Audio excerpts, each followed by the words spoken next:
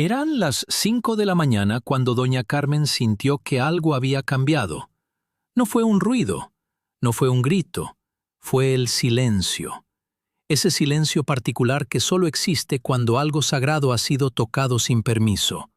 Un silencio que se siente en los huesos, que se instala en el pecho como una piedra, que te obliga a detenerte en el umbral de la puerta y preguntarte, ¿qué ha pasado mientras dormía? Se levantó de la cama de madera que su esposo había construido 30 años atrás, con las manos todavía entrelazadas con las de él. Afuera, el sol apenas asomaba sobre los campos de maíz que habían alimentado a su familia durante 3 generaciones. La tierra que su abuelo había trabajado con las manos desnudas, que su padre había regado con sudor y oración, que ella ahora cuidaba como se cuida un miembro de la familia, con respeto, con gratitud, con la certeza de que allí estaba su futuro. Pero esa mañana, el futuro se había evaporado. En la mesa de cocina, debajo de un vaso de agua tibia que alguien había dejado, quizás su hijo mayor, quizás el cura del pueblo que vino en silencio antes del amanecer, había un sobre, blanco, oficial, con el sello de la diócesis. Carmen lo abrió con las manos temblando. No necesitó leerlo 2 veces. Las palabras eran cortas, frías, administrativas. La propiedad había sido vendida, transferida, legalizada. Un nombre que no conocía aparecía como nuevo propietario. Un nombre que sí conocía aparecía al pie del documento, con una firma firme y segura. El obispo. No una carta de desalojo, no una advertencia, un hecho consumado. Ella no gritó, no lloró en ese momento. Se sentó en la silla de cocina, sostuvo la carta con ambas manos y miró por la ventana hacia el campo donde sus hijos habían aprendido a caminar. Y entonces dijo una frase que su esposo nunca olvidaría. Nos quitaron la tierra, pero no nos quitaron la semilla. ¿Qué obispo firma la venta de la tierra de una familia pobre? ¿Qué hombre de Dios usa la autoridad del altar para arrebatar lo único que una familia tiene? Y lo más perturbador, ¿por qué nadie habló antes? La respuesta vino semanas después, escondida en un sobre mucho más pequeño, mucho más humilde, escrito con una mano temblorosa. Una carta que terminaría en las manos de quien menos se esperaba, el Papa León XIV. Y lo que él hizo con esa carta cambió todo. Para entender por qué esta historia importa, hay que entender algo que muchos olvidan. La tierra no es solo tierra. Para una familia campesina, la tierra es identidad, es memoria. Es el lugar donde nacieron los padres, donde jugaban los hijos, donde enterraban a los abuelos con un ramo de flores silvestres y una oración. La tierra no se mide en metros cuadrados ni en valor fiscal. Se mide en generaciones, en historias, en lágrimas que cayeron sobre la misma tierra que ahora se intenta arrebatar. Cuando el obispo, un hombre que había prometido servir a los pobres el día de su ordenación, decidió firmar la venta de esa tierra, no estaba transfiriendo una propiedad, estaba arrancando las raíces de una familia. Les estaba diciendo sin decirlo, su sufrimiento no tiene peso frente a mi comodidad. Y ese es el problema más profundo que esta historia revela. No se trata de un obispo, no se trata de una venta, se trata de un sistema que permite que la autoridad espiritual se convierta en herramienta de poder terrenal. Un sistema donde el que debería ser pastor puede convertirse en lobo y el rebaño no tiene a quién acudir. Carmen y su esposo no tenían abogados, no tenían influencias, no tenían voz. Su única esperanza era una carta escrita en un idioma que el poder no quiere escuchar, el idioma del dolor sincero. Y aquí viene lo que hace esta historia verdaderamente peligrosa. El obispo no actuó solo. Había una red, un entramado de firmas, de complicidades, de silencios cómplices que hacían posible que la tierra de los pobres se convirtiera en ruedas de un automóvil lujoso. ¿Quién vigilaba al vigilante? ¿Quién protegía a los que no tenían protectores? ¿Qué pasa cuando la casa de Dios se convierte en la casa del poder? La respuesta, como descubriremos, llegó de la forma más inesperada. No de una investigación periodística, no de un escándalo mediático. Llegó de una carta manuscrita, con errores ortográficos y tinta borrada por lágrimas, que recorrió un camino improbable hasta llegar al escritorio de un hombre que, como todos los obispos, había prometido servir a los pobres, pero que, a diferencia de muchos, decidió que esa promesa no era solo para el día de la ordenación. Y antes de que lleguemos a ese momento, necesitamos entender quién es el hombre que recibió esa carta. Hay una imagen del Vaticano que todos conocemos, la Plaza de San Pedro, las columnas de Bernini, la cúpula de Miguel Ángel, que se alza sobre Roma como un dedo señalando al cielo. Pero hay otra imagen, la que solo ven los que trabajan dentro de esas paredes. Es la imagen de las escaleras de servicio, los pasillos estrechos que conectan las oficinas con los apartamentos, las puertas que no tienen placas ni ornamentos. Es el Vaticano que no sale en las fotografías, el de los papeles apilados, de las reuniones interminables, de los debates que duran más que las oraciones. Allí, en una oficina pequeña junto a una ventana que daba a un jardín interior, un jardín que el Papa anterior había plantado con sus propias manos, León XIV pasaba las mañanas. No era un hombre que buscaba el poder, era un hombre que había buscado el silencio toda su vida. Nacido en una ciudad pequeña del continente americano, había crecido en una casa donde la mesa era siempre más ancha que el dinero disponible. Su madre le había enseñado a rezar antes de dormir, su padre le había enseñado a trabajar antes del amanecer, y un viejo cura del pueblo, el padre Ignacio, un hombre de manos grandes y voz suave, le había enseñado algo que ningún seminario podía enseñar, que la fe no es una teoría, sino una herida que se abre cada vez que alguien necesita ayuda. Cuando llegó al Vaticano, no vino a gobernar, vino a escuchar. Era famoso por algo que muchos consideraban extraño en un hombre de su posición. Caminaba. No en procesión, no con escolta, no con propósito oficial. Caminaba por los pasillos del Vaticano como quien camina por una aldea, saludando, deteniéndose, preguntando: ¿Cómo estás? Era su pregunta más frecuente. Y no la decía como quien saluda por cortesía. La decía como quien genuinamente quiere saber si la otra persona ha comido, ha dormido, ha rezado. Los cardenales más antiguos lo miraban con una mezcla de admiración y preocupación. Admiración porque su cercanía era real, no protocolaria. Preocupación porque un hombre que escucha demasiado termina escuchando cosas que otros prefieren mantener en silencio. Y eso es exactamente lo que sucedió. La carta llegó a sus manos un martes por la tarde, no por correo oficial, no por canal diplomático.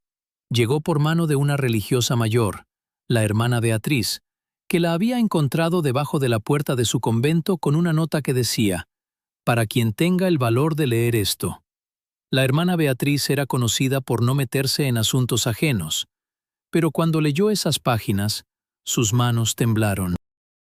Y supo que tenía que llegar al único hombre en el Vaticano que podría hacer algo. León XIV abrió la carta en su oficina, solo, sin testigos, y lo que leyó en esas páginas escritas con letra temblorosa le hizo cerrar los ojos y quedarse en silencio durante un tiempo que él mismo no supo medir. Cuando los abrió de nuevo, sus ojos estaban rojos, no de enojo, no de sorpresa, de algo más profundo, de una tristeza que solo siente quien ha prometido proteger y descubre que, en algún lugar, la protección se convirtió en abandono. Algo se encendió en él, no la ira del juicio, no la prisa del escándalo, algo más parecido a la llama de una vela en una habitación oscura, pequeña, frágil, pero imposible de ignorar. Y entonces hizo algo que nadie esperaba. Para entender el peso de lo que sucedió, hay que volver a Carmen. No era una mujer de palabras grandes. No sabía hablar en público ni redactar cartas formales. Su alfabeto era el de las manos: sembrar, cosechar, amasar, cargar, sostener. Cada línea en sus manos contaba una historia diferente. Una cicatriz de cuando una rama le rasgó la piel 30 años atrás, una mancha de tierra que nunca se quitaba del todo, un callo grueso en la palma derecha que su esposo llamaba el sello de la honestidad. Cuando perdió la tierra, Carmen no perdió solo un terreno, perdió el lenguaje con el que había hablado con Dios toda su vida. Cada mañana, antes de amanecer, se arrodillaba en la orilla del camino que bordeaba el campo y rezaba, no con palabras complicadas, con frases simples que su madre le había enseñado. Señor, bendice esta tierra que nos sostiene, que nunca falte pan en esta mesa, que mis hijos recuerden de dónde vienen. Ahora esas palabras se sentían vacías. ¿A qué tierra orar si la tierra ya no era suya? ¿A qué campo pedir bendición si el campo pertenecía a un hombre que no conocía, comprado con un precio que no podía entender? Su esposo, don Rafael, era un hombre callado, no del silencio de quien no tiene nada que decir, sino del silencio de quien tiene demasiado y no sabe cómo decirlo. Trabajaba desde los 12 años, primero como peón agrícola, luego como albañil, siempre con las manos, siempre con el cuerpo, nunca con la pluma. Cuando la carta oficial llegó a su casa, la del obispo, la del sello, la de las palabras frías, don Rafael la leyó en silencio. Se la devolvió a Carmen y salió al patio. Se sentó en la misma silla de plástico donde solía descansar después de la cosecha. Miró hacia el horizonte donde las últimas estrellas aún peleaban contra el primer rayo del sol, y se llevó las manos al rostro. No lloró. Los hombres de su generación no lloraban fácilmente, pero sus hombros se movieron levemente, como quien sostiene un peso demasiado grande para un solo cuerpo. Su hijo mayor, Miguel, un joven de 25 años que había estudiado en la ciudad y había vuelto porque creía que la tierra tenía futuro, lo vio desde la puerta de la cocina. No dijo nada. Se quedó ahí, apoyado en el marco, con las manos en los bolsillos. Y fue Miguel quien hizo algo que sus padres no se atrevieron a hacer. Escribió una carta. No era una carta de abogado, no era una denuncia. Era algo mucho más peligroso que eso. Era la verdad escrita con palabras simples por alguien que aún creía que la justicia existía. Escribió sobre su abuelo, que había llegado a esa tierra con nada más que sus manos y una promesa. Sobre su padre, que había pasado la vida entera trabajando esa tierra sin quejarse. Sobre su madre, que había convertido un pedazo de tierra seca en un jardín donde crecían tomates, chiles, cilantro y flores de cempasúchil cada noviembre. Escribió sobre la venta, cómo había ocurrido sin aviso, sin consulta, sin respeto. Cómo el obispo había utilizado un poder que no le pertenecía para arrebatar lo que no podía devolver. Y al final de la carta, escribió una frase que más tarde se repetiría en los pasillos del Vaticano como un susurro que se convierte en murmullo. No le pedimos venganza, solo le pedimos que alguien nos escuche. Esa carta escrita con lágrimas secas y esperanza fresca, llegaría a manos de la hermana Beatriz, y de ahí a la oficina de León XIV. Pero antes de que el Papa leyera una sola palabra, algo ya estaba moviéndose en las sombras. Una red de silencios que había permitido la venta. Una cadena de complicidades que se extendía desde la oficina del obispo hasta los escritorios donde se firmaban documentos que nadie cuestionaba. Y en algún punto de esa cadena, alguien había decidido que el silencio era más seguro que la verdad. Hay algo que esta historia nos obliga a preguntar. ¿Cómo se llega a este punto? No de la noche a la mañana, no como un rayo que cae del cielo sin aviso. Las crisis más profundas, las que destruyen familias, las que envenenan instituciones, las que convierten templos en mercados, nacen de una acumulación lenta. De pequeñas concesiones que parecen insignificantes en el momento, pero que, una tras otra, van construyendo un edificio de complicidad. El padre Ignacio, aquel viejo cura que había enseñado al joven León a rezar, solía decir algo que ahora resuena con una claridad dolorosa. El mal no llega gritando, el mal llega justificándose. Y en esa frase está la clave de lo que sucedió en aquella diócesis. Nadie se despertó un día con la intención de robar la tierra de una familia pobre. Nadie firmó un documento pensando, hoy voy a destruir una vida. Lo que sucedió fue algo mucho más sutil y mucho más peligroso. Una serie de decisiones pequeñas que, al no ser cuestionadas, se convirtieron en normalidad. Primero, hubo la reunión en la que se habló de necesidades administrativas de la diócesis. Palabras elegantes que escondían una realidad incómoda. El obispo necesitaba fondos para mantener un estilo de vida que se había alejado considerablemente del estilo de vida que había prometido en su ordenación. No era un crimen visible, no era un escándalo mediático. Era una erosión silenciosa de los principios, como el agua que lentamente desgasta la piedra. Luego vino la justificación. La tierra no se está usando de manera eficiente. La familia puede buscar otra solución. La diócesis tiene prioridades más grandes. Cada frase sonaba razonable si no se pensaba demasiado. Cada justificación tenía sentido si uno cerraba los ojos a la cara del campesino que perdía lo único que tenía. Y entonces vinieron las firmas, una tras otra. Cada firma era un silencio. Cada silencio era un voto de confianza en el sistema, y el sistema funcionaba precisamente porque nadie cuestionaba. Aquí hay una verdad que duele reconocer. El mal más eficaz no es el que se impone con fuerza, es el que se instala con permiso. El que se sienta en la mesa de reuniones y dice, «Es por el bien mayor». El que se disfraza de administración cuando en realidad es extracción. El que convierte la obediencia en complicidad y la complicidad en costumbre. La hermana Beatriz, la religiosa que había encontrado la carta debajo de la puerta de su convento, lo sabía.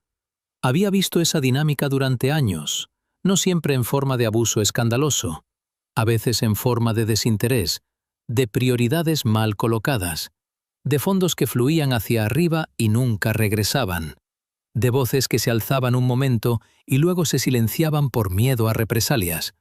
Pero esta vez era diferente. Esta vez no había ambigüedad.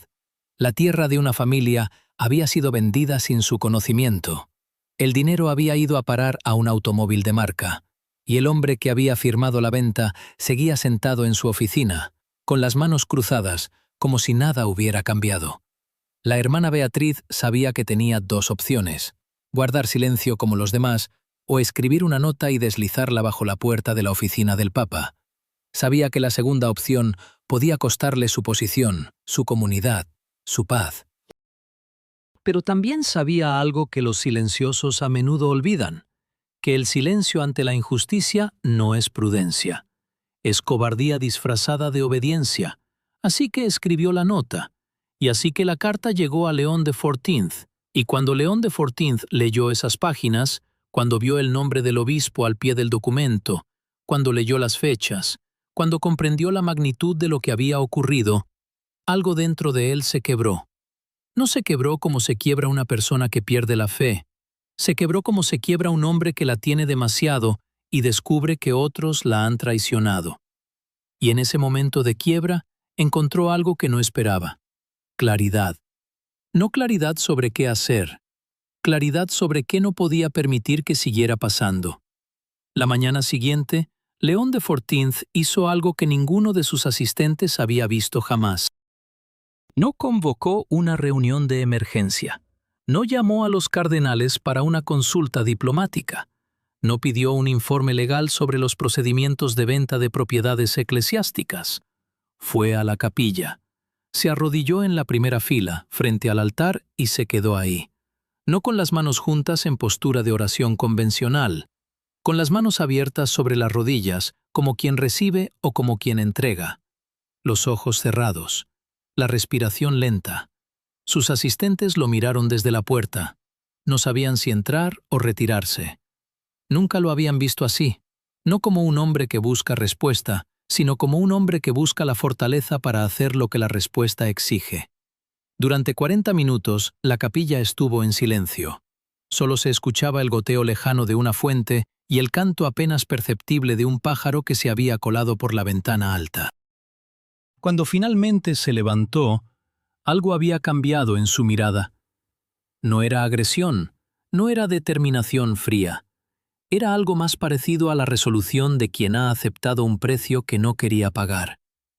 Llamó a su secretario y dijo una frase que quedaría registrada en los anales de la curia, no como un documento oficial, sino como el recuerdo de quienes la presenciaron.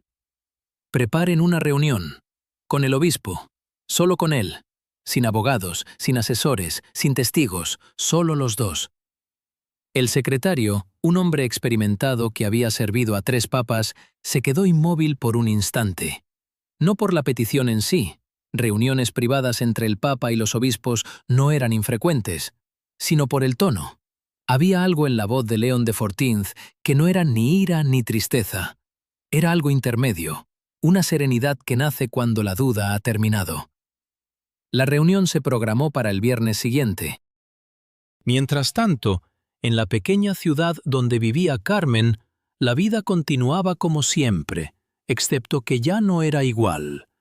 Los campos seguían verdes, pero Carmen ya no los miraba como antes. Los miraba como quien mira un rostro familiar que ha sido cambiado sin permiso, reconocible pero extraño. Don Rafael había dejado de caminar por el camino que bordeaba el campo. No podía. Cada paso le recordaba lo que había perdido. En su lugar, caminaba por la calle principal, pasando frente a la iglesia del pueblo, la misma iglesia donde el obispo había predicado un sermón sobre la solidaridad con los más necesitados, apenas unos meses atrás. Y cada vez que pasaba, sentía un nudo en la garganta que no podía tragarse. La ironía era demasiado cruel para expresarla con palabras. Miguel, el hijo mayor, intentaba mantener la calma, pero había noches en las que Carmen lo escuchaba caminando arriba y abajo en su habitación sin poder dormir. Ella sabía qué estaba pensando, que la carta que había escrito quizás nunca llegaría a nadie importante, que el sistema era demasiado grande, demasiado complejo, demasiado cobarde como para escuchar la voz de una familia campesina. Pero Carmen, que no sabía leer con fluidez y mucho menos redactar cartas formales, tenía algo que su hijo no tenía, una fe que no dependía de pruebas. «La carta va a llegar», le decía a Miguel cada noche antes de dormir.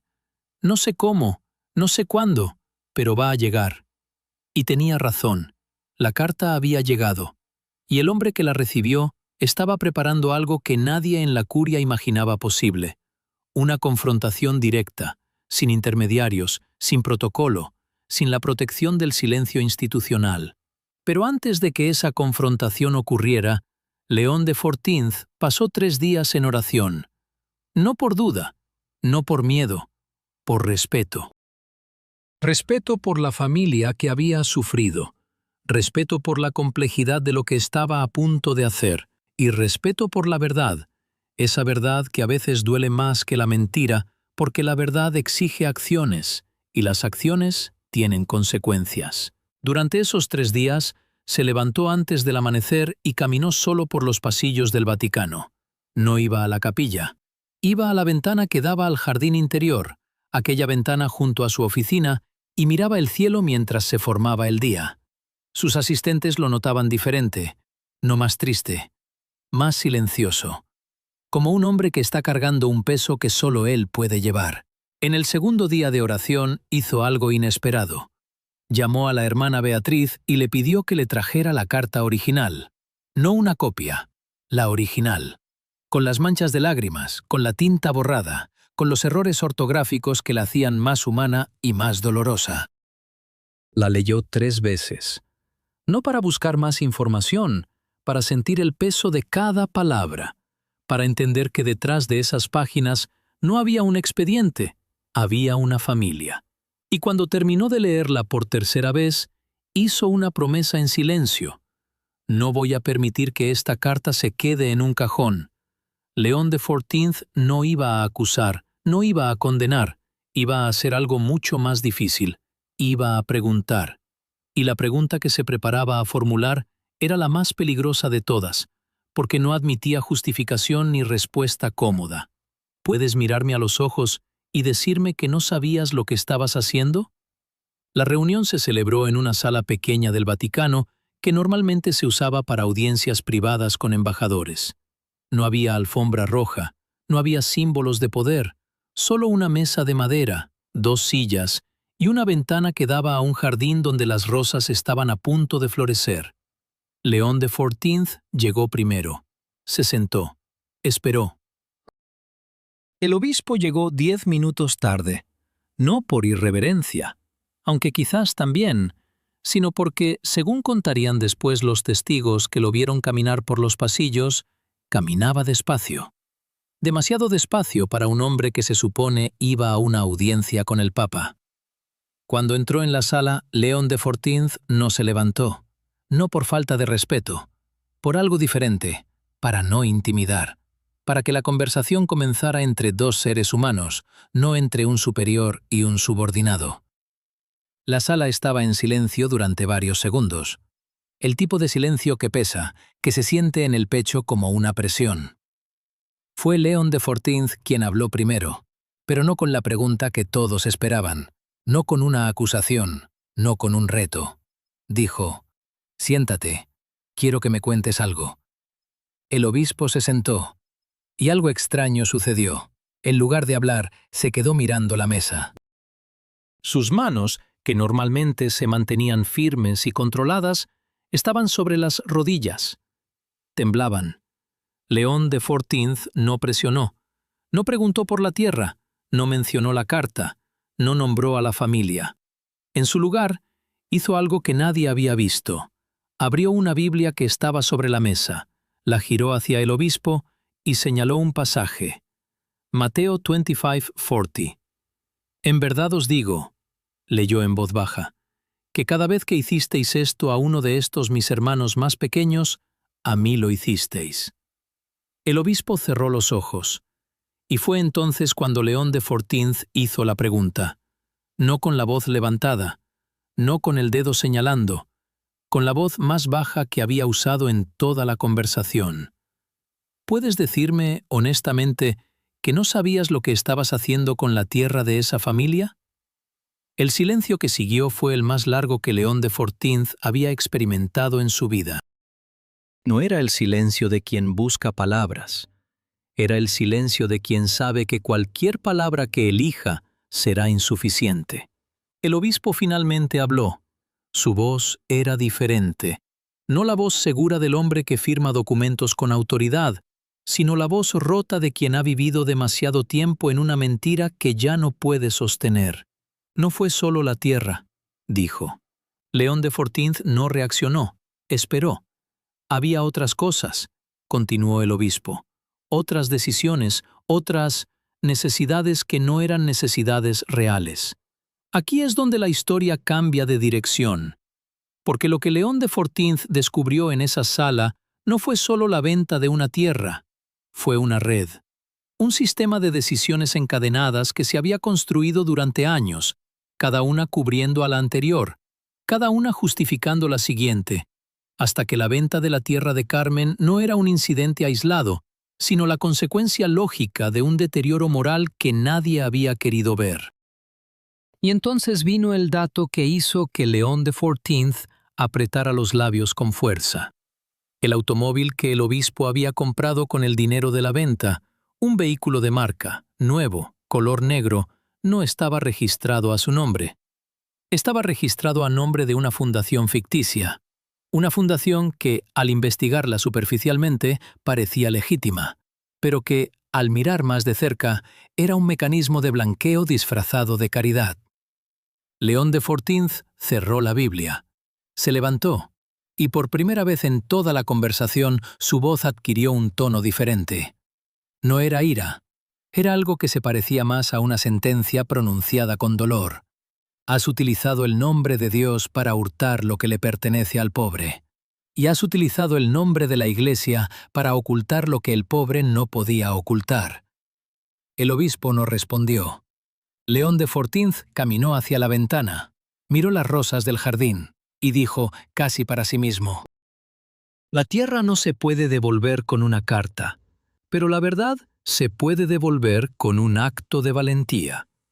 Y en ese momento, ambos sabían que la conversación había terminado, pero que el trabajo real, el que duele, el que cuesta, apenas comenzaba. Lo que vino después no fue lo que nadie esperaba. Los cardenales más cercanos a León de Fortinz had prepared a draft of sanction canonical, a formal document that established the penalties ecclesiastical for the bishop. Suspensión de funciones, investigación interna, posible excomunión. Todo estaba listo.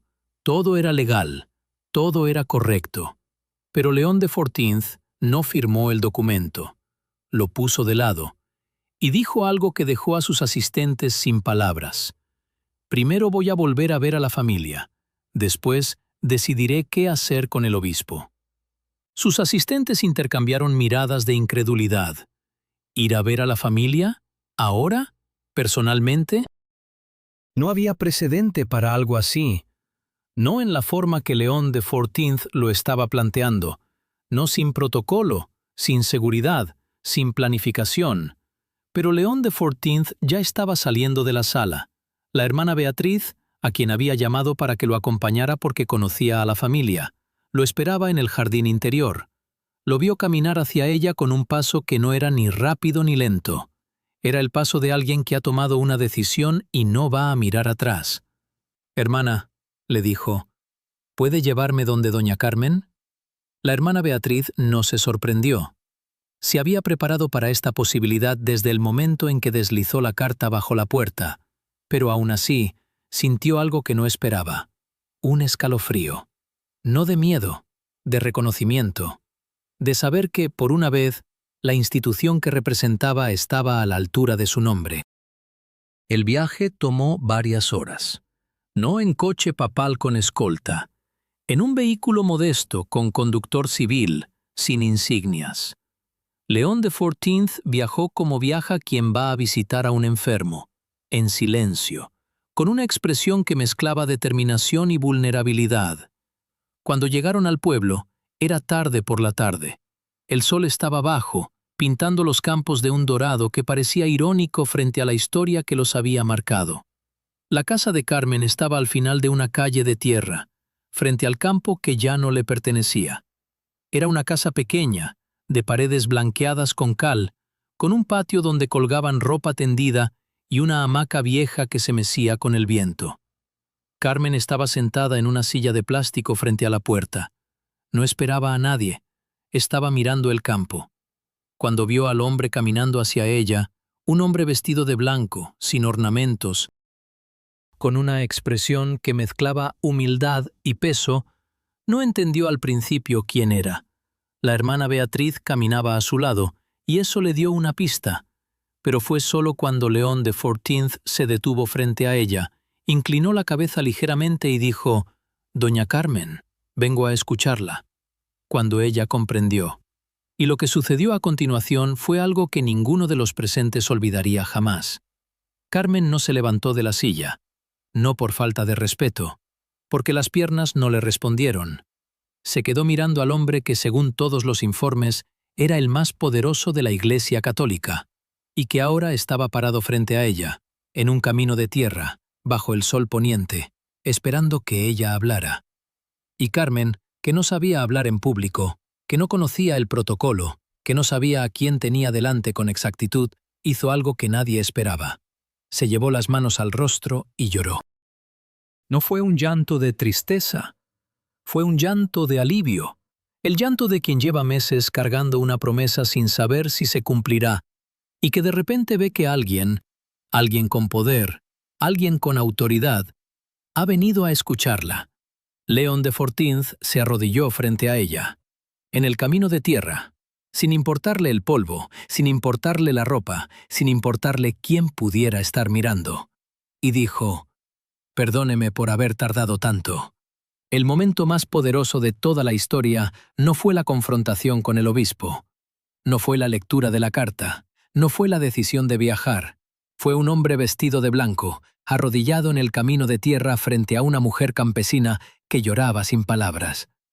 Ese instante, un instante que no aparecía en ningún informe, que no se documentaba en ningún archivo, que no tenía precedente en los protocolos vaticanos, contenía más verdad que todos los documentos que León de Fortinth había firmado en su vida. Porque en ese instante algo se invirtió. El poder se arrodilló frente al dolor. La autoridad se inclinó frente a la vulnerabilidad, y en esa inversión, sin que nadie lo planificara, se reveló lo que la Iglesia siempre había pretendido ser. No un trono, sino un servicio. Carmen, entre lágrimas, consiguió decir algo que León de Fortinth grabaría en su memoria para siempre. «No quiero venganza, padre. Solo quiero que mis hijos sepan que la tierra de sus abuelos no fue arrancada sin que alguien se diera cuenta». Y fue entonces cuando León de Fortinth pronunció la frase que se convertiría en el centro de todo lo que vendría después. No fue un discurso, no fue una declaro, fue una sentencia silenciosa, pronunciada con la voz rota de quien ha visto demasiado y ha decidido que ya no puede mirar hacia otro lado. La tierra se puede vender, la dignidad nunca. Esas 7 palabras, solo 7 palabras. Pero en esas 7 palabras estaba contenido todo lo que León de Fortinth había aprendido en aquella capilla, en aquella sala de audiencia, en aquel camino de tierra. Estaba la promesa de un papa que no iba a permitir que la autoridad espiritual se convirtiera en excusa para la explotación. Estaba la determinación de un hombre que había elegido servir, no gobernar. Y estaba la advertencia silenciosa de que lo que había descubierto no iba a quedarse en una conversación privada. León de Fortinth se levantó de sus rodillas. Le ofreció la mano a Carmen. Ella la tomó. No hubo más palabras en ese momento. No las necesitaban. La mano del Papa en la mano de Carmen era más elocuente que cualquier discurso que pudiera pronunciarse desde el balcón de San Pedro. Don Rafael, que había observado todo desde la puerta de la cocina con los ojos húmedos, dio un paso adelante. León de Fortinth lo miró. No dijo nada. Solo asintió. Un gesto que significaba, lo sé, lo siento. No voy a olvidarlo. Miguel, el hijo mayor, que había estado de pie junto a su padre con los puños apretados y el corazón desbordado, finalmente sintió que algo se aflojaba en su pecho. No era la solución, no era la devolución de la tierra, no era la justicia completa, pero era algo que no había tenido antes, la certeza de que alguien había escuchado, y a veces, ser escuchado es el primer paso de la justicia. La hermana Beatriz, que había observado toda la escena desde atrás, se limpió los ojos con el borde de su hábito. No lloraba por tristeza, lloraba porque, después de tantos años de ver injusticias que parecían inevitables, alguien finalmente había roto el ciclo. Y entonces León de Fortinth hizo algo inesperado. Sacó de su bolsillo un pequeño frasco de aceite bendito, ese aceite que siempre llevaba consigo desde sus días como párroco en su ciudad natal, y lo ungió suavemente sobre las manos de Carmen. «Que estas manos», dijo con voz firme por primera vez desde que llegó, «recuerden que fueron bendecidas antes de que la tierra fuera arrebatada». Carmen cerró los ojos, y en ese silencio, un silencio que duró quizás 10 segundos pero que se sintió como una eternidad, la hermana Beatriz supo que algo había cambiado. No solo para Carmen, no solo para la familia, para todos los que habían permitido, con su silencio, que la injusticia prosperara. El sol se estaba poniendo cuando León de Fortinth se despidió de la familia. No se despidió con palabras de despedida, se despidió con una pregunta. ¿Qué necesitan hoy, esta noche, para sentirse acompañados? Carmen pensó un momento y respondió: una oración, nada más. Una oración para que Dios recuerde que estamos aquí. León de Fortinth sonrió, una sonrisa triste, cansada, pero genuina. Dios nunca olvida, dijo, y yo voy a asegurarme de que la iglesia tampoco. Y cuando el coche se alejó por el camino de tierra, con el sol dorado bañando los campos que Carmen ya no poseía, pero que seguían siendo suyos en un sentido que ningún documento legal podía borrar, algo se había encendido que nadie podía apagar. Una llama, pequeña, frágil, temblorosa, pero imposible de ignorar. ¿Qué nos enseña esta historia? No es solo la historia de un obispo que cruzó una línea, no es solo la historia de una familia que perdió su tierra. Es la historia de algo que sucede cuando la autoridad olvida por qué existe. La autoridad en la iglesia no existe para proteger a quien la ejerce. Existe para proteger a quien la necesita. Cuando esa inversión ocurre, cuando el pastor se convierte en quien pastor necesita ser protegido del rebaño, la institución pierde su razón de ser. León XIV lo entendió con una claridad que dolía, porque entenderlo significaba reconocer que el problema no era solo un obispo, era un sistema que permitía que un solo hombre tuviera tanto poder sobre la vida de otros sin que nadie lo cuestionara. La tierra de Carmen no fue vendida porque el obispo era malvado, fue vendida porque el obispo creía que tenía derecho a tomarla, y creía que tenía derecho porque nadie se lo había impedido. Y nadie se lo había impedido porque el sistema estaba diseñado para proteger al poder, no al vulnerable. Esa es la lección más dura de esta historia. La injusticia no necesita villanos, solo necesita un sistema que no pregunte, personas que no cuestionen y silencios que se confundan con obediencia. Pero León XIV también nos enseña algo sobre la esperanza, porque cuando un hombre con poder decide que la verdad es más importante que la comodidad, cuando un papa se arrodilla en un camino de tierra frente a una campesina que ha perdido todo, cuando la autoridad se humilla frente al dolor, algo se rompe. Se rompe la lógica del poder, se rompe la cadena de silencios, se rompe la idea de que los pequeños no tienen voz. La carta de Miguel, esa carta escrita con errores ortográficos y esperanza fresca, no fue un acto de rebeldía, fue un acto de fe.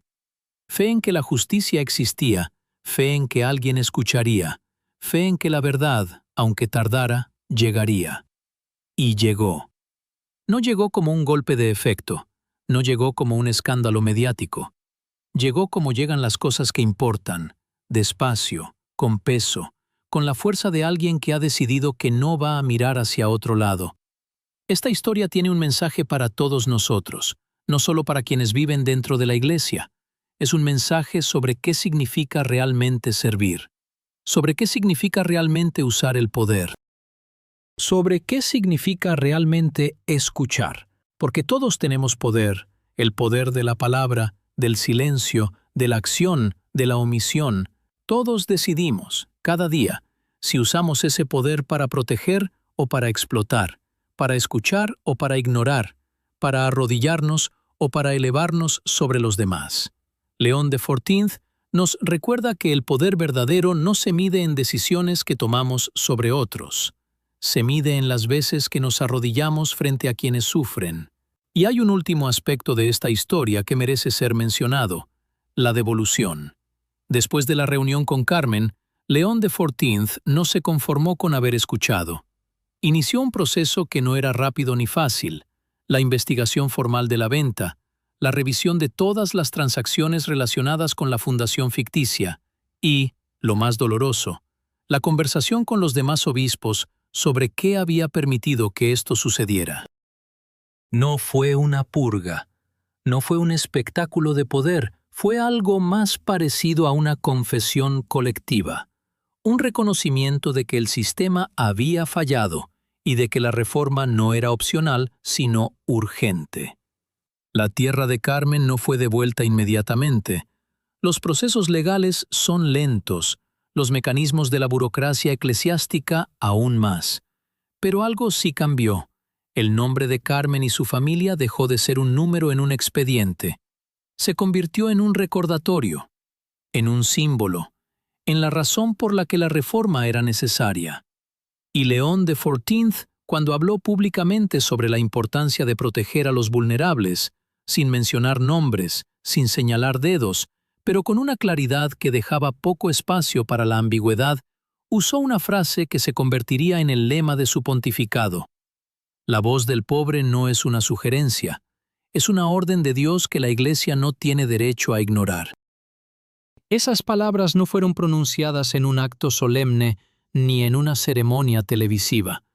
Fueron pronunciadas en una reunión cerrada, frente a obispos y cardenales que habían venido a Roma para entender qué había sucedido y qué significaba para el futuro de la Iglesia. León XIV no habló con rabia, no habló con amenazas, habló con la voz de quien ha visto algo que no puede ser visto y sigue funcionando como antes. Habló con la voz de quien ha comprendido que la reforma no es un lujo, sino una necesidad. Y cuando terminó de hablar, el silencio en la sala fue el más largo que nadie recordaba. no el silencio de la obediencia, el silencio de la verdad que finalmente ha encontrado espacio para respirar.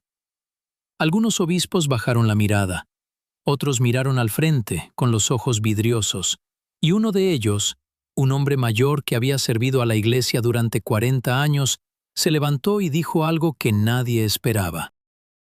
Tenía razón, y yo también tuve la oportunidad de hablar y no lo hice.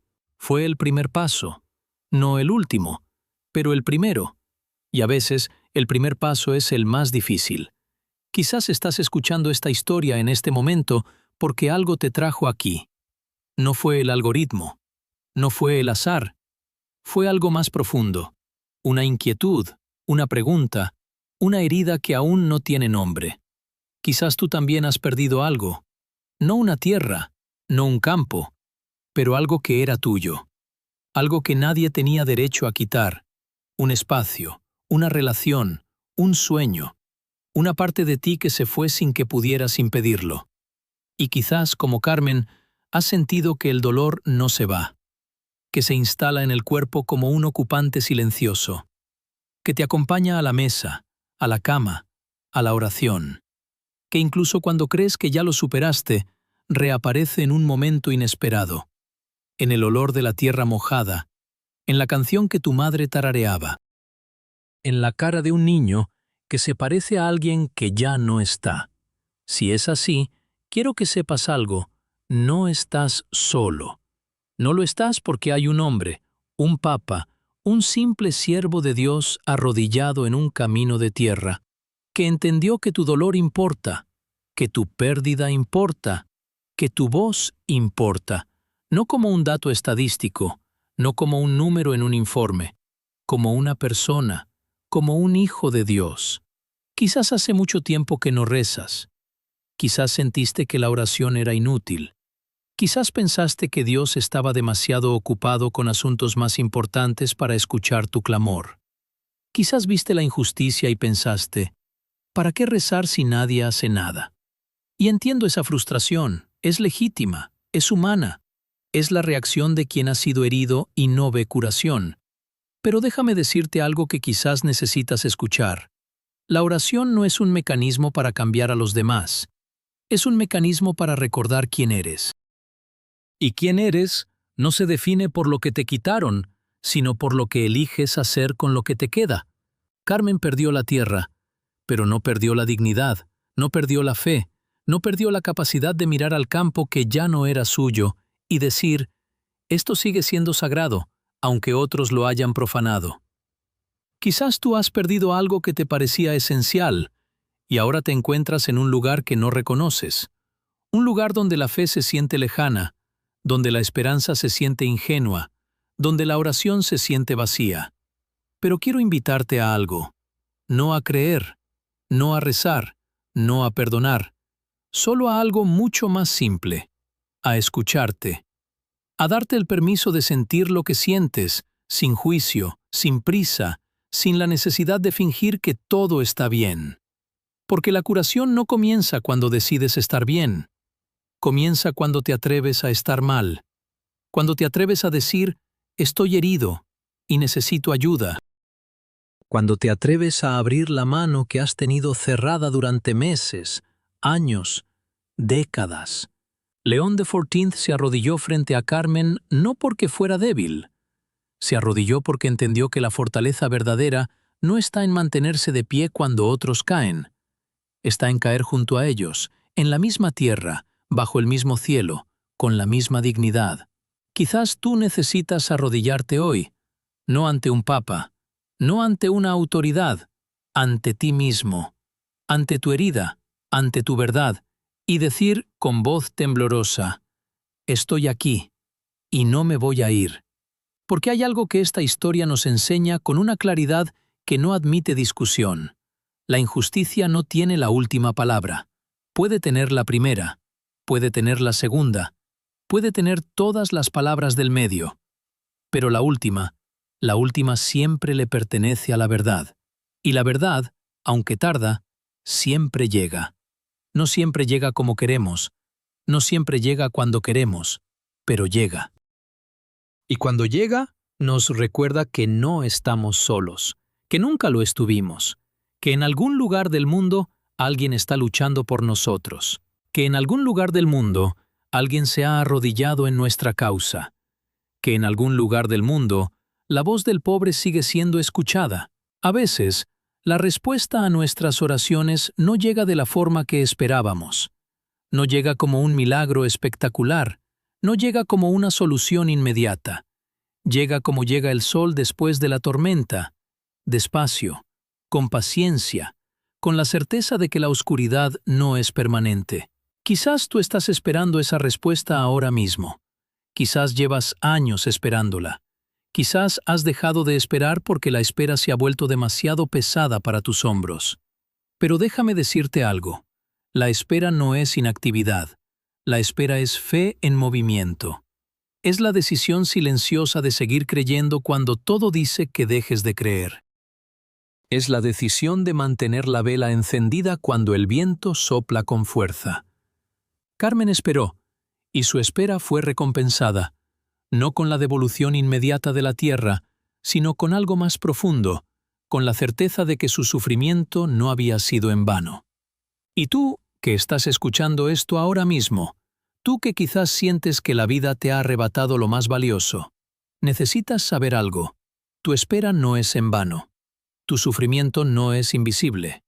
Tu voz, aunque la sientas débil, tiene un eco que llega más lejos de lo que imaginas.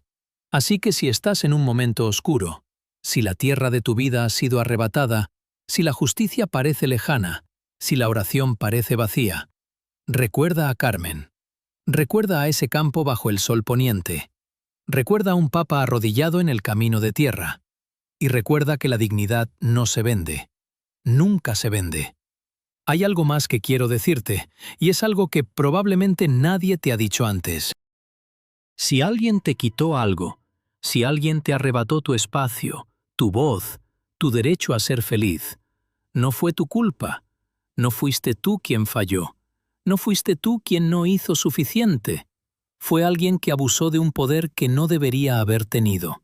Y el hecho de que aún estés aquí, de que estés escuchando estas palabras, de que algo dentro de ti busque una respuesta, significa que la vida sigue viva en ti, que no todo se perdió, que hay algo que todavía late, que todavía espera, que todavía cree que merece algo mejor, y mereces ser escuchado, mereces ser visto, mereces un lugar donde tu dolor no sea una molestia, sino una razón para actuar. Carmen merecía ese lugar, y lo encontró. No porque alguien tuviera lástima de ella, sino porque alguien tuvo el valor de escucharla. Quizás tú necesitas ese lugar hoy. Quizás no lo encuentres en una oficina del Vaticano. Quizás lo encuentres en una conversación con un amigo, en una oración sincera, en una carta que nunca enviaste pero que necesitas escribir, en un acto de valentía tan pequeño que ni siquiera lo reconoces como valentía. Pero está ahí. El lugar está ahí. Solo tienes que atreverte a buscarlo.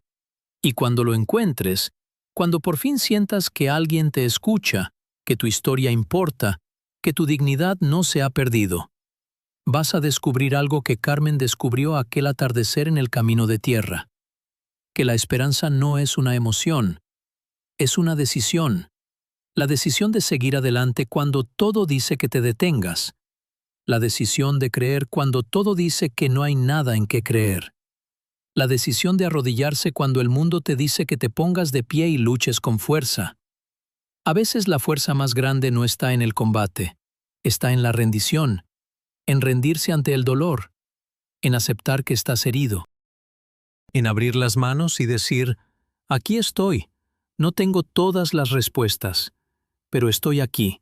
León de XIV lo sabía, por eso se arrodilló, no porque fuera débil, sino porque entendió que la única respuesta verdadera al sufrimiento de los demás no es la fuerza del que impone, es la ternura del que acompaña. Así que si estás solo en este momento, si la oscuridad se siente demasiado espesa, si la voz de Dios parece lejana, si la vida te ha arrebatado algo que no puedes recuperar, recuerda, no estás tan solo como crees. En algún lugar del mundo, alguien está orando por ti. En algún lugar, Alguien está luchando por una causa que te incluye a ti. En algún lugar, una llama pequeña, frágil, temblorosa, pero imposible de ignorar, arde por ti. No te rindas. No hoy. No mañana. No nunca. Porque la dignidad no se vende. Y tú, sí, tú, el que está escuchando esto ahora mismo, tienes una dignidad que ningún poder del mundo puede arrebatar. La tierra se puede vender, la dignidad nunca.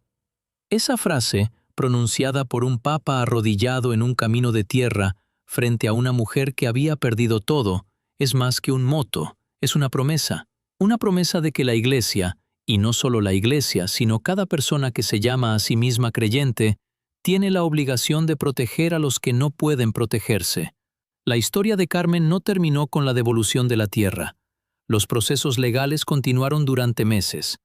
La investigación sobre la fundación ficticia reveló una red de transacciones que implicaban a otros miembros del clero. No todos eran culpables de la misma manera, pero todos habían participado, en mayor o menor medida, en un sistema que había permitido la explotación. El obispo fue suspendido de sus funciones, no excomulgado. León de Fortinth insistió en que la misericordia debía estar presente incluso en el castigo, pero separado del poder que había utilizado para dañar. La fundación ficticia fue disuelta, los fondos rastreados, y una parte del dinero recuperado fue destinado a un fondo de apoyo para familias campesinas que hubieran sido afectadas por decisiones similares. No fue una victoria perfecta. No existen las victorias perfectas cuando se trata de justicia humana, pero fue una victoria real, la victoria de un sistema que por una vez eligió mirar hacia abajo en lugar de hacia arriba. León de Fortinth, cuando habló después de todo esto, en una homilía que no fue transmitida por televisión, pero que circuló por los pasillos de la iglesia como un río subterráneo, dijo algo que capturaba la esencia de toda la experiencia. No podemos claim que amamos a Dios si no protegemos a los que Dios nos ha confiado. Y los que Dios nos ha confiado no son los poderosos, son los olvidados, son los silenciosos. Son los que no tienen voz para gritar, pero que tienen derecho a ser escuchados. Esas palabras, pronunciadas con la voz cansada de quien ha vivido una historia demasiado real, se convirtieron en el fundamento de una nueva etapa en el pontificado de León de Fortinth, una etapa en la que la protección de los vulnerables no era un tema entre muchos, sino el tema central. Y en la pequeña ciudad donde vivía Carmen, algo también cambió. No de la noche a la mañana, pero de manera lenta y real. La gente empezó a hablar más abiertamente sobre lo que había sucedido, no con rencor, con una especie de gratitud silenciosa. Gracias porque alguien había escuchado. Gracias porque la justicia, aunque tardía, había llegado. Carmen volvió a caminar por el camino que bordeaba el campo. No porque le hubieran devuelto la tierra, todavía no, sino porque entendió algo que antes no entendía. Que la tierra era suya, no por un documento, sino por la historia que había vivido en ella. Y esa historia no podía ser vendida, transferida ni arrebatada por ningún papel con sello. Don Rafael volvió a sentarse en la silla de plástico del patio, miró el campo, y por primera vez en meses sonrió. No una sonrisa de felicidad completa, una sonrisa de alivio. La sonrisa de quien sabe que, aunque el camino sea largo, al fin tiene compañía. Miguel guardó la copia de la carta que había escrito. La metió en un sobre y la puso en la repisa donde su madre tenía una imagen de la Virgen de Guadalupe. No como un trofeo, como un recordatorio de que la valentía, aunque pequeña, siempre es más fuerte que el silencio. Y la hermana Beatriz, cuando volvió al convento, encendió una vela frente al altar y quedó en silencio. No de tristeza, de gratitud. Gracias porque por una vez, la cadena de silencios se había roto con una nota deslizada bajo una puerta. Hay un detalle que casi nadie conoce. Esa noche, después de que León de Fortinth se marchara del pueblo, Carmen se sentó en la cocina con su familia. No cenaron, no hablaron. Simplemente estuvieron ahí, juntos, en el silencio de la noche, sintiendo algo que no habían sentido en meses. Que no estaban solos. Don Rafael, que durante semanas había dormido con la luz encendida porque la oscuridad le recordaba lo que había perdido, apagó la luz esa noche y durmió. Carmen se arrodilló en la orilla de su cama y rezó. No las mismas oraciones de antes, una oración nueva, una oración que no pedía nada, solo decía: «Gracias por recordarme que existo». Miguel, desde su habitación, escribió una segunda carta. No una carta de denuncia, una carta de agradecimiento. Se la envió a León de XIV y recibió respuesta 3 semanas después. No una respuesta oficial, una nota escrita a mano, con la misma tinta que León de XIV usaba para firmar documentos papales. Miguel, tu valentía es el ejemplo que la Iglesia necesita. No dejes de hablar. El silencio nunca será tu amigo. Esa nota, que Miguel guardaría para siempre en el mismo sobre donde había puesto la primera carta, se convertiría en algo que ninguno de los dos esperaba: una semilla. Una semilla de valentía que germinaría en la vida de Miguel años después, cuando él mismo se convertiría en un defensor de los derechos de las familias campesinas. No por venganza, no por resentimiento, por la misma razón por la que había escrito la primera carta. Porque alguien tenía que hablar cuando los demás callaban. Y así, la historia de Carmen no terminó en aquella noche. Se extendió, como se extienden las historias que tienen raíces verdaderas, generación tras generación. En la pequeña ciudad, los vecinos empezaron a cuidar el campo que había sido vendido. No para reclamarlo, para recordarlo. Plantaron una cruz de madera en la esquina, con una placa que decía: «Aquí creció la familia Martínez, aquí creció la dignidad». La placa no era oficial, no tenía permiso del obispo nuevo, no estaba en ningún registro, pero estaba ahí. Y cada vez que alguien pasaba por el camino de tierra y la veía, recordaba que la tierra no solo se mide en hectáreas, se mide en historias. Esta historia termina aquí, pero la pregunta que nos deja no termina. La pregunta es esta: ¿y tú? ¿Qué vas a hacer con lo que has escuchado? No te pido que cambies el mundo, no te pido que te arrodilles en un camino de tierra, aunque si lo haces, nadie te juzgará. Te pido algo mucho más simple y mucho más difícil: que no guardes silencio cuando veas que alguien necesita ser escuchado. Que no confundas la obediencia con la complicidad. Que no dejes que el miedo te quite la voz cuando la verdad necesita ser dicha. Y que recuerdes siempre que la dignidad no se vende. Si esta historia tocó tu corazón, déjame invitarte a hacer algo muy sencillo. Escribe una oración en los comentarios. No tiene que ser una oración perfecta, no tiene que ser una oración bonita, solo tiene que ser sincera. Una sola palabra basta. Gracias. Perdóname. Escúchame. Estoy aquí. Y si quieres seguir escuchando historias como esta, historias de fe, de esperanza, de valentía, de la lucha silenciosa de quienes no tienen voz, pero tienen derecho a ser escuchados, suscríbete al canal, porque aquí no contamos escándalos, contamos historias que restauran la fe. En el próximo video, vamos a hablar de algo que todos hemos experimentado, pero pocos hemos sabido nombrar: la soledad. La soledad de quien siente que Dios está lejos, la soledad de quien reza y no recibe respuesta, la soledad de quien camina por la vida creyendo que ha sido olvidado. León de XIV tiene algo que decir sobre eso también, y lo que dijo te va a conmover. Nos vemos pronto. La tierra se puede vender, la dignidad nunca.